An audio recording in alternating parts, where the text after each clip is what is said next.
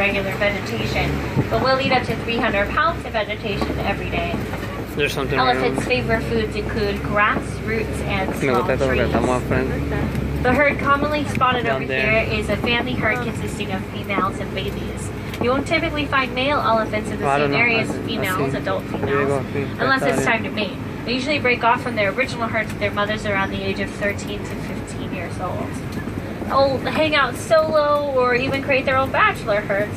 We'll hook back up with the females later on in life. And after mating, they usually will break off again.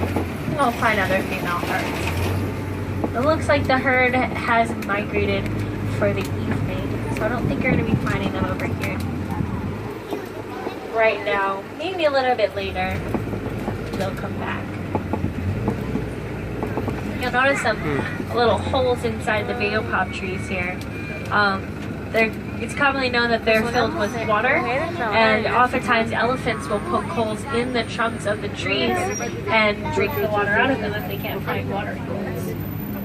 There are white-bearded wildebeest up here on the right-hand side, and some water bucks down by the water here on the right as well.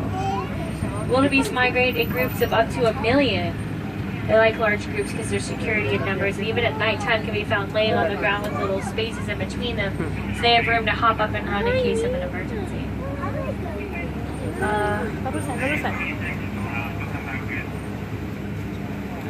Yeah, there are water bucks really close to the road down here.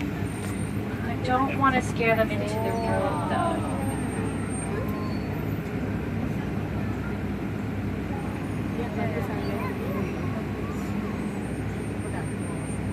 Hold on 1 second.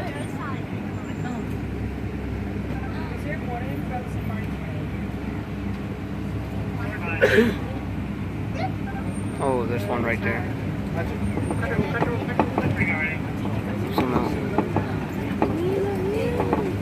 The water bucks can't migrate very far from water because they drink a lot for such a small antelope.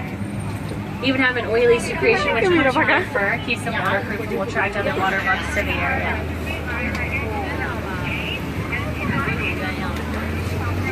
There's a flamboyant greater flamingos coming up here on the left-hand side. Greater flamingos are the tallest of the flamingo species.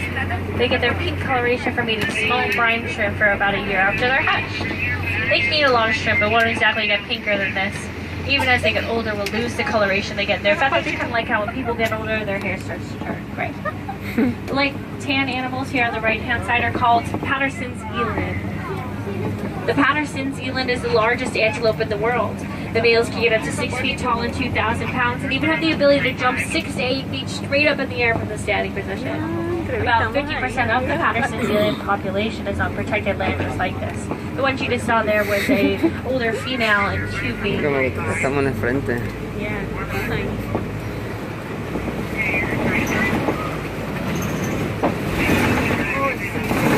Here on the left-hand side, you'll see a small crash of white rhinos. White rhinos can get up to 5,000 pounds. They have a wider lower jaw, which is great for browsing in open plains in the savannah. It's also originally where they got their name from. They used to be called the white rhino because white means wide in Afrikaans. So when Westerners started to settle in Africa, the name evolved into white rhino, and that was due to a miscommunication between the two parties.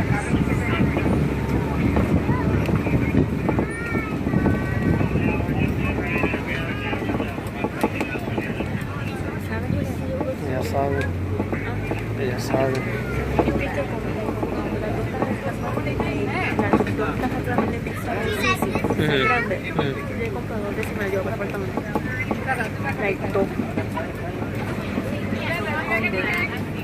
Keep an eye out for cheetahs up ahead in the tree line to the left. Cheetahs are the fastest land mammal. They can run to 60 miles an hour in only 3 seconds. Typically, you'll find cheetahs going after smaller prey like springbok and Thompson's gazelle, as they're a faster and easier animal for the cheetah to catch. If they happen to come toe-to-toe with a lion or a leopard, however, they'd almost always have to back away because they're not strong enough to take on that kind of muscle. The cheetah is built for speed, not exactly for fighting.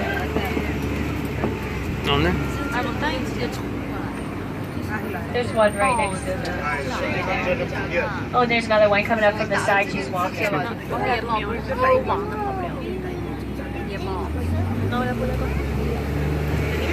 Está bien, yo lo... Hágale. Oh, look at the lion on the second tallest rock. The lion. Oh, right there. Lions will sleep or rest during the daytime for around 20 hours every day. They become much more active at night because that's when they like to go out and hunt. It is a female lion's job to find food. Male lions stay behind to protect the pride and make sure no other male lions take over their territory while they're away. They roar to keep in contact with each other. You can hear lions roar from up to 5 miles away.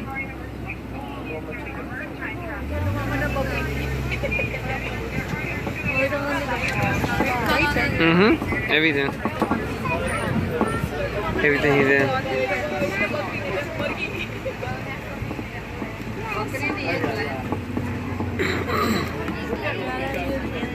Oh. Oh yeah, she's right there.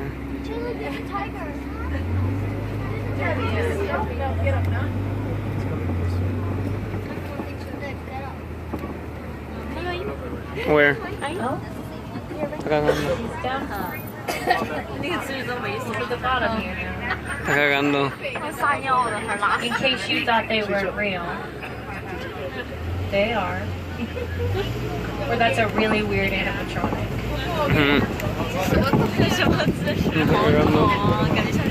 Está cagando. Yeah, está cagando. ¿Dónde está? Ay.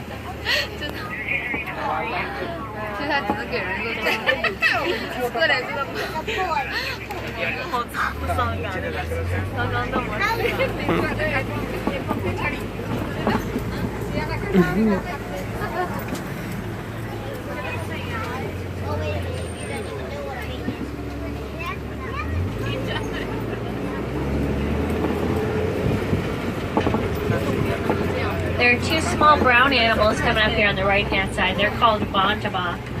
There was a point in their lifetime when there was less than 20 of them in existence.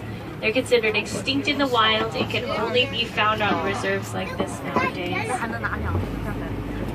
Those are ostrich eggs underneath the tree there as well. Each egg is around 3 pounds. They're very, very strong. A grown man can stand right on top of one.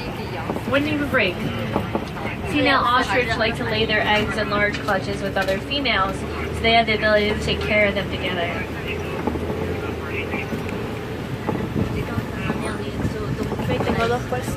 Ok, mi amor, yo lo tengo.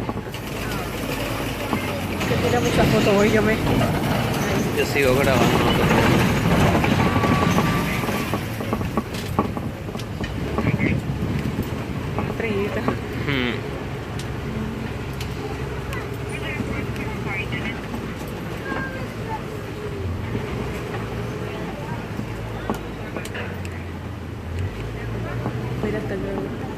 There are a couple of scimitar horned oryx in this back corner here on the right hand side. They're kind of hiding over in the corner there. Scimitar horned oryx are desert dwelling antelopes. Since they live in the desert and have to acclimate themselves to very high temperatures. So they won't sweat until they reach 115 degrees to conserve water. They can also survive without drinking water for around 9 months. Alright friends, we are making our way out of the reserve. I hope you guys learned a little bit about the animals along the way. Now it is about 6:30, a little bit past 6:30. So you do still have about an hour and a half before the park closes at 8 o'clock to get into all sorts of shenanigans. There should be some nighttime activities happening around the park about now. As soon as it gets a little darker, the Tree of Life itself will be coming to life every 10 to 15 minutes. There's a Harambe wildlife party that happens in the village of Harambe in front of the Tusker House in Tampatimusa. On stage there if you're looking for some live entertainment and stuff like that. Oh, of course, how could I forget? There's a Rivers of Light show at 7:15 tonight. If you have a fast pass for that, you're going to enter over in Asia, across from Everest. All other forms of entry will be going in over in Dino Land. So if you're looking to see that, those are the places where you can queue up for that. But before you can do anything, we got to release you all back into the wild. Make sure you gather up all your personal belongings and double check your road.